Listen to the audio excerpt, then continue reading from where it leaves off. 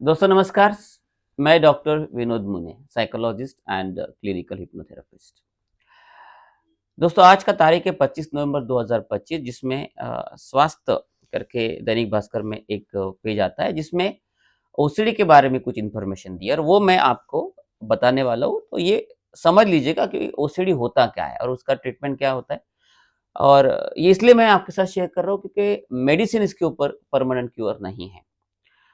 और जब किसी को घर में ओसीडी होता है तो सिर्फ वो इंसान परेशान नहीं होता है, पूरा घर डिस्टर्ब होता है और लोग रोते हैं, ठीक नहीं होते।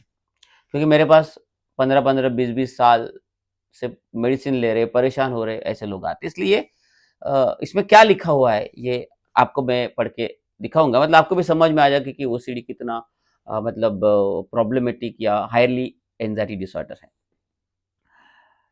तो इसमें क्या लिखा हुआ है कि ओसीडी ग्रसितों में एयर डिटेक्शन नेटवर्क ज़्यादा सक्रिय होता है। दिमाग के भरोसे वाले सिस्टम की गड़बड़ी है ओसीडी। समझ लीजिए क्या है। जिसमें व्यक्ति सच तो जानता है, बस यकीन नहीं करता। ये यहाँ पे लिखा हुआ है। आप भी पढ़ सकते हो इसको।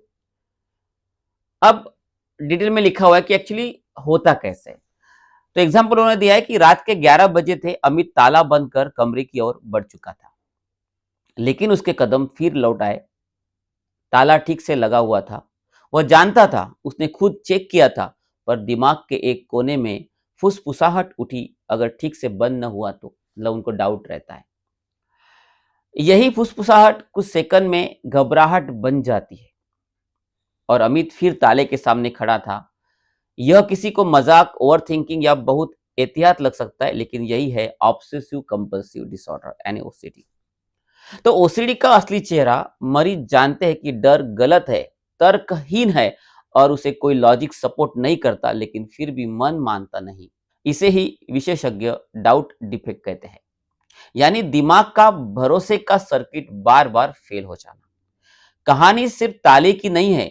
कोई गैस या स्टोव का नाम बार बार चेक करता है, कोई खाने से पहले 10 बार हाथ धोता है, कोई डरता है कि उसने अनजाने में किसी को नुकसान तो नहीं पहुंचा दिया। विशेषज्ञ बताते हैं कि ओसीडी में दिमाग का एरर डिटेक्शन सिस्टम जरूरत से ज्यादा सक्रिय हो जाता है। मामूली शक भी दिमाग को बड़ा जोखिम लगता है, जैसे शरीर में फायर अलार्म बिना धुएं के बच जाए। यही कारण है कि ओसीडी की अब आदत या कमजोरी नहीं, बल्कि एक न्यूरोसाइकेट्रिक कंडीशन माना जाता है, जहां दिमाग का सिग्नलिंग सिस्टम खुद से उलझ जाता है। तो दोस्तों, यह है ओसीडी। अब इस ओसीडी को आप कैसे ठीक कर सकते हैं? तो यहाँ पे सीबीटी और ईआरपी टेक्निक के बारे में बताया गया है।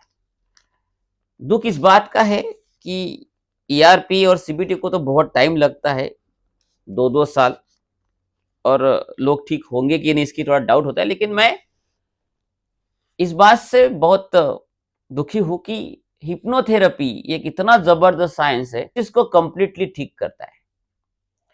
यहाँ पे जो बोला है कि एक न्यूरोसाइकेट्रिक कंडीशन, लेकिन वो हुई क्यों?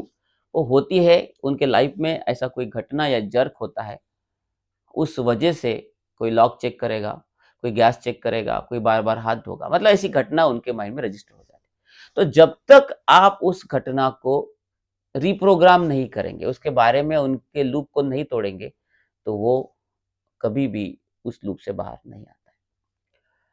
तो जो भी मैंने इसमें लिखा था आपको बताया है। इसके पहले बहुत सारी वीडियो मैंने आपके साथ शेयर की, उसको भी देखिए। इसके बारे में नेट पे भी पढ़िए। हो सकता है आपको भी है या आपके परिवार में किसी को है।